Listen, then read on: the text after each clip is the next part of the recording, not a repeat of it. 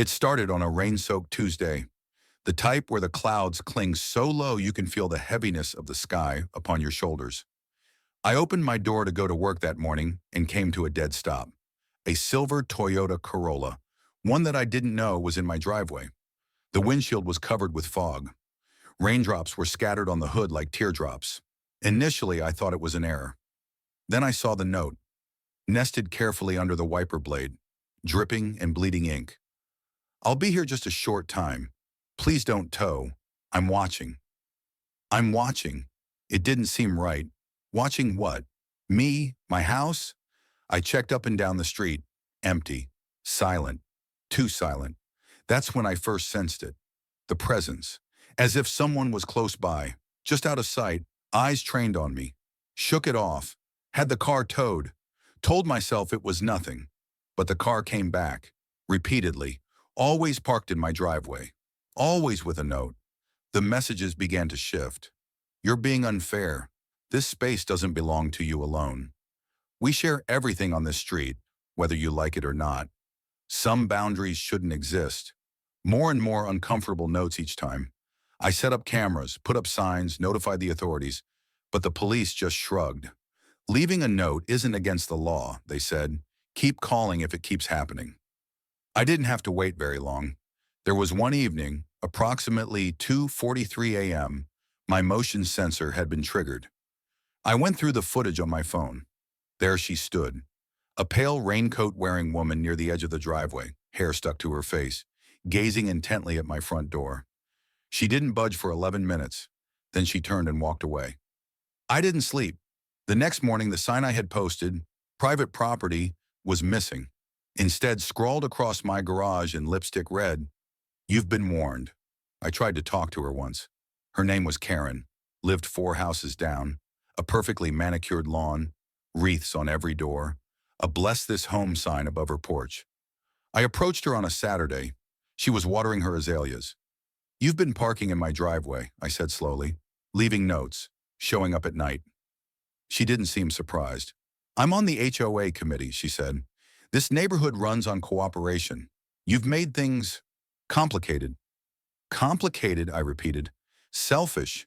The kind of neighbor who doesn't get the pact." "What pact?" She looked up at me, tilting her head slightly. Her smile didn't reach her eyes. "Soon you'll know. You'll understand." That night I walked the street, house to house, trying to get answers. But something had changed. People who used to wave now closed their curtains. Conversations became silent when I walked up. Sarah, my neighbor next door, took me aside when no one was around. "She visited us last month," she whispered. "Told you were going to put a gate up, that you were going to cut us all out. She told me it was you who did it." "That's a lie," I flashed. "I know," Sarah replied, "but she has company." The signs crept in, a shadow on my window at dusk, trash cans overthrown, my dog shying away from the driveway, whining, tail between legs. I got another note, no envelope, just stuck to my door. "The space is not yours, not anymore. You've been voted out." Voted out? I called the HOA. There was no vote. But when I pressed, the woman on the phone hesitated. "She's influential," she said, "and she's persuasive. I wouldn't get on her bad side if I were you." I stopped going out after dark. Security lights, more cameras, bolted doors. But it didn't deter her. The final insult was the night of the blackout. I sat in the darkness, flashlight clutched in my hand, waiting for the lights to come back on. Thunder boomed outside. Wind screamed like something alive. And then I heard it, scraping, right in front. I sprinted to the front window, thumping heart. I could hardly see in the storm, but I saw it, a line, painted down my driveway, bright red, splitting it in two. The lights came back on. I ran outside. The paint was wet and scrawled in jagged letters down the middle. "Now we share." That was all. I got a restraining order. The police took it seriously this time.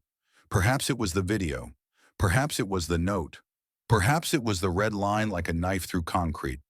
They warned her, told her to stay away. But Karen doesn't take orders. She gives them. Or so she thought. I didn't sleep for days. But eventually the visit stopped. The notes stopped. The driveway stayed empty. For a while, until one morning I found a small paper square under my doormat. The final note, written in Karen's familiar scrawl, "You've won the driveway, but lost the street." I don't know what she meant, but sometimes I hear whispers near my house at night. I see shadows move between the hedges. I've learned to keep my doors locked, my cameras rolling, and the driveway always clear. Because in this neighborhood, space isn't just space, it's territory, and the war for it never truly ends. Weeks passed. The driveway remained untouched, but the street changed. It was subtle at first. Street lights flickered constantly, especially near my house. Packages never arrived. My garbage pickup stopped. It was like I'd been erased from the neighborhood system. And then came the invitations, slipped under my door, no return address, no sender name, just a single sentence, scribbled repeatedly, "Join the circle." They came every 3 nights, same hour, same writing, same shiver down my spine. At first I burned them up, then I quit. I began tacking them to my wall in an attempt to see a pattern, a message. That's when I noticed it. The last word of each invitation was underlined. And when I linked them all together, "Join the circle before the vote decides your place." My place? I remained awake the following 3 nights waiting. Camera feeds up, lights on, nothing. But on the 4th night, the electricity went out again. I ventured outside. The whole block was illuminated, except my house. That is when I witnessed them. Dozens of neighbors, standing in the street, silent, still, with candles. Karen stood at the center. Her lips were moving, yet I could not hear a word. I moved closer. Their eyes never blinked. She raised her candle and declared in a loud voice, "The circle has decided." I stepped back, ran in, locked the door. The lights flickered back on when I slammed the bolt, and outside they disappeared. No footfalls, no voices. Gone. I reviewed the footage. There was nothing. The street was bare. Did I dream it? The next day I opened the mailbox. Inside was a letter. No stamp, no return address. Inside, a single photograph. My bedroom, taken from outside the window. Me, sleeping. A note on the back. "Even in silence, you are seen." I couldn't take it anymore. I fled town, stayed in a hotel with no return address, no phone on file, just cash and burner phones. The silence was lovely, no notes, no candles, no circle. But eventually, I had to come back. I couldn't leave my life behind. I came home late at night. Nothing looked out of place until I reached my driveway. Painted at the bottom, so light it seemed to disappear in the moonlight. "Welcome back, neighbor." The next day I met Sarah. She didn't look the same. Hollow eyes, as if something inside of her had flickered out. She blocked my path and said, "You've been away." I nodded. "I wasn't a part of it at first," she whispered. "But then I watched the tape. I saw what you didn't see." "What tape?" "They always watched you," she said, "even before the car." She stuck a flash drive in my hand and walked away. I locked myself in and played it. Dozens of clips, from cameras I didn't own, from angles that shouldn't have been possible. In every one I was being watched. Eating, sleeping, showering, talking on the phone. Karen was in many of them, standing in the distance, staring, but never alone. Always with others. All of them slowly rotating their heads toward the camera, towards me. I began seeing symbols, on mailboxes, on sidewalks. A perfect circle with a line through it, red on one half, white on the other, always in chalk, always erased before dawn. I looked it up. Nothing. No cults, no rituals, no backdoor HOA rules. It was like it only existed here, only on this block, only for them. Then came the ultimate straw, a knock at the door.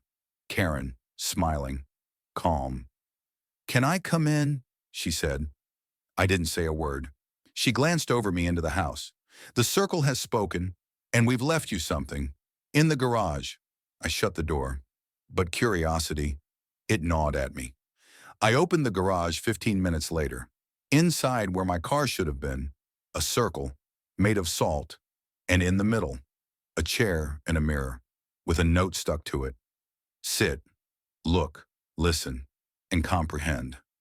I sat, I looked, and I heard, whispering, my own voice, repeating words I never said. We share the space, we share the street, we share the self. The lights flickered, the mirror rippled, and for a moment, I saw Karen, smiling, behind me. I haven't seen her since, but I know she's there. I see flickers in the mirror, candles in the window, neighbors who smile a second too long, and I've learned something. This neighborhood doesn't care who you are, only who you become. And I keep quiet now. I park only where permitted, and if the circle invites me, I respond, each time.